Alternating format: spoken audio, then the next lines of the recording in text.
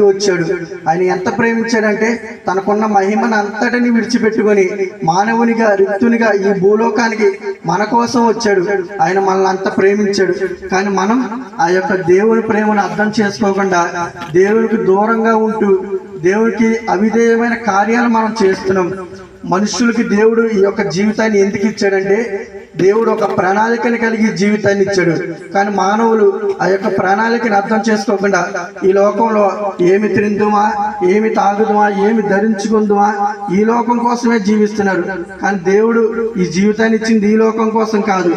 ఈ లోకం తర్వాత మరొక లోకం ఉంది. ఆ యొక్క పరలోక రాజ్యాన్ని ప్రతి ఒక్కరూ దేవుడు మానవునికి ఈ జీవితాన్ని ఇచ్చాడు. కానీ ఆ మానవుడు ఈ జీవితం యొక్క పరమార్థం ఏంటో తెలుసుకోకుండా ఇష్టానుసారంగా పాపాలు చేస్తూ ఇష్టానుసారంగా లోకంలో జీవిస్తున్నాడు.